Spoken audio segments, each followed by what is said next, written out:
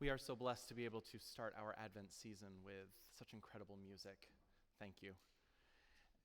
And it still feels strange to say that we are beginning the Advent season right now. It seems a little odd that it is Advent 2021. It came, that it's here, that Thanksgiving was just a few days ago, and that in a handful of very short weeks, we will be turning our calendars over to 2022. It is mind-boggling. Every year, we make these polite jokes about how quickly time passes, like, oh, as you get older, time sure moves faster. And it does. But it feels different these last couple years, for me anyway. I don't know if any of you agree. Just different. Maybe not so much that time itself is passing differently, but that it's hitting differently. It's not making the same kind of impact that it used to make day after day, week after week, month after month. And it's difficult to explain exactly what this feeling is, but if someone were to come up to me and say, "Oh, David, we got you. It's actually May," I would say, "I knew it. Something felt wrong. Something wasn't quite right. I knew something was going on." But that is not going to happen. It is November 28th today. I think one of the things that makes the passage of time feel normal, feel steady, feel grounding, is the way that we decorate our time with things like holidays, vacations, weekends, events, birthdays, baptisms, anniversaries.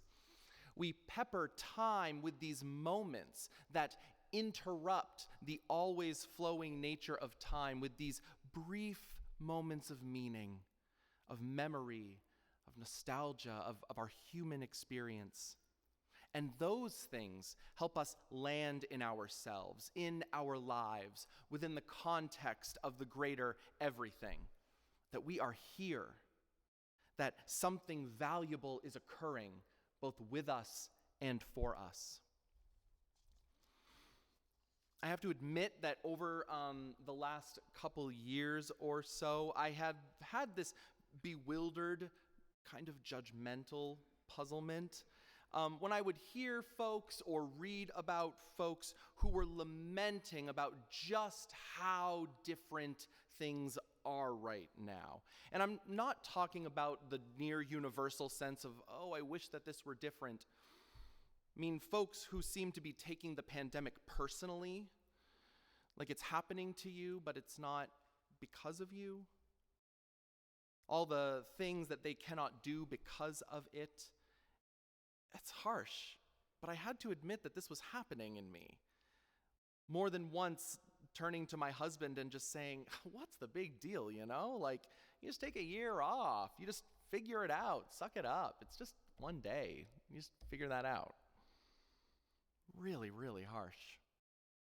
And looking back on it, I know now that I am experiencing the same kind of out of sortsness that other folks are feeling, just I'm reacting in this other way. I'm having this different sort of reaction to it. Because it is a kind of grief for sure, a kind of deep, deep woe in our spirit that upsets us on a level that is so foundational that everything else above it is affected. Because in truth, it isn't really about those things, those moments. It's not about Thanksgiving dinner. It's not about mom and dad's anniversary party or whatever it might be. We weren't mourning the loss of those specific things. It was the loss of the meaning, the loss of the centeredness that those things brought to our lives, to our time, to our year.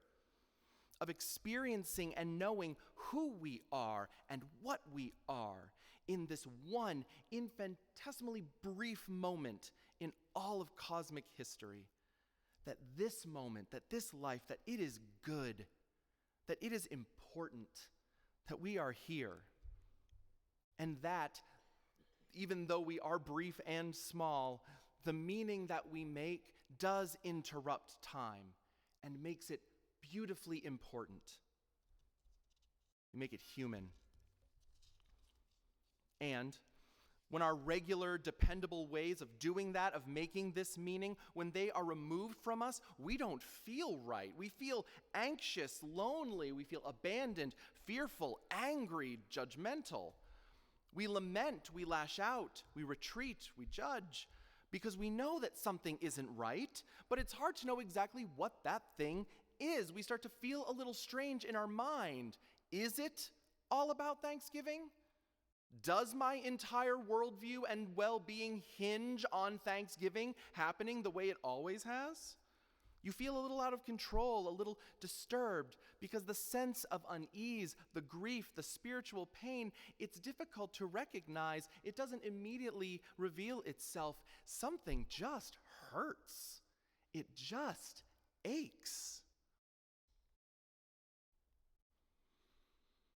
And it's the same kind of pain that we sort of read between the lines in our scripture this morning.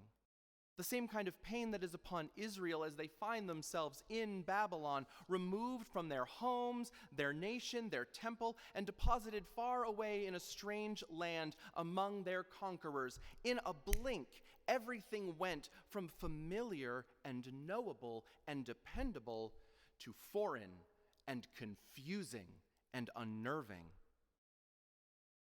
And the people cried out. They cried out in grief, in fear, in their worry and despair. They cry out for all of the things, those moments, the markers that make them who they are in the grand scheme of everything. Those things that interrupt the always flowing nature of time. They mourn losing them, that they are suddenly gone, out of reach, not possible anymore. Theirs was that same loss of meaning, the same feeling of abandonment and of anger and of confusion that many of us maybe have been cycling through for almost 2 full years. What I love about Jeremiah's prophecy in this passage is just how matter of fact it is. No fluff, no flowers, no gilding, just truth. Jeremiah does not deny the sacking of Jerusalem or the destruction of the temple. He does not deny the exile. He doesn't try to rebrand it or spin it or find a silver lining to it. It's all just too real to him. It's just so actual, so cut and dry, occurring and hanging over everything that to debate it or to anguish against it would be like debating the air or anguishing against the sky. There is little to do other than acknowledge that it exists, that it is true. Well, there is actually something else you can do. There is something else that you can do. And it's the answer to the people's cry, to their lament. When all is unfamiliar and foreign, when your markers of meaning have fallen away or have been taken away, when everything you once had to interrupt the always flowing nature of time is gone, what are you supposed to do? What can you do in the face of such existential pain? Through Jeremiah, God says, people, you are supposed to live. Live.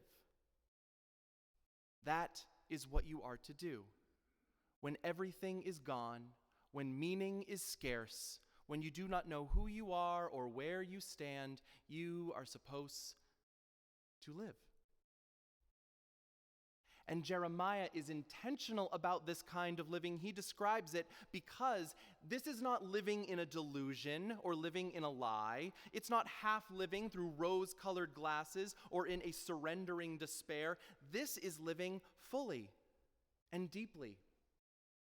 Choosing to live in a way that always assumes that hope is real, that it is inexhaustible, that it is everywhere and cannot be taken away unless it is surrendered, and that it is cultivated within us when we live in a way that always looks forward. Jeremiah tells the people, do not languish, do not give up, do the things of life still. Make a home, plant a garden, eat. Celebrate love when you find it. Care for the children in your life. Celebrate their love when they find it. Make your meaning. But not because you are alone in doing so, but because it is what has been promised to you by God. A future out of harm and into hope. And that road between is meaning making. Jeremiah's words are beautiful. They are exquisite, I think, both then and now. But they are a little tricky because there is a detail within them that he doesn't say outright. You sort of see it between the lines because maybe he assumes that it is already known, or to him it is just so obvious and clear it is not worth mentioning, but it is still true. And it is that though meaning making is what you are to do, that it is what you have always done, when you do it now, this time, it will look a little different. It will be different. It will be new and somewhat unfamiliar. It will still occasionally bring to the front of your memory that which you have lost. It will sometimes have a touch of grief about it, because that is a part of it. Choosing hope, making meaning. This isn't an on-off switch. It's life. It is living. Through Jeremiah, God's wisdom reveals and reminds that it continuing to hurt doesn't mean that it is the wrong road. The unfamiliar nature, the slight pang, that's what it means to make a life worth living in the face of pain and upheaval. You cannot deny it, or ignore it, or rebrand it, or rage and anguish against it. You acknowledge it as true, as happening, and then you choose to live and make your meaning anyway. We spent a lot of time so far in the sermon talking about the past, about Jeremiah and about last year of COVID, but let's jump in time to right here, right now, to November 28th, 2021, the first Sunday of Advent, the Sunday of Hope, the first day of the Christian calendar. And recall specifically the last 365 days. Recall all the ways that we made our meaning through hope and life lived, despite uncertainty and anxiety and isolation, despite the bigness of it all, answering God's instruction for such a time as this, to live. Not that it didn't hurt, because it did. Not because at times it wasn't lonely or fearful, because it was. Not because we enjoyed doing it, because we didn't. Not that we had all the answers, because we don't.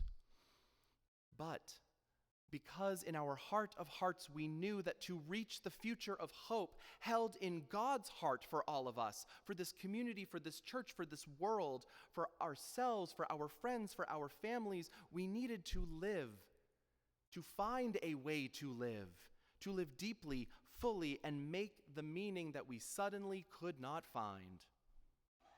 So remember all of this in confidence and in courage, because things are still not regular yet. There is still distance to go, and the distance will still ask things of us. We will still need to create new ways of making our meaning, still need to leave old things behind, and when that happens, let the living that you can remember of this last year come to mind. Let all the new ways of making meaning flood you and build you to know that this is something you can do because you have done it. You are here. We are here. You made your meaning, and you will make your meaning. It is what God has intended for us, that we are capable of doing it. We only must decide every day to live. And if you have not made that choice yet, let it be today, the first day of the Christian year, the first Sunday of Advent, the Sunday of hope. Amen.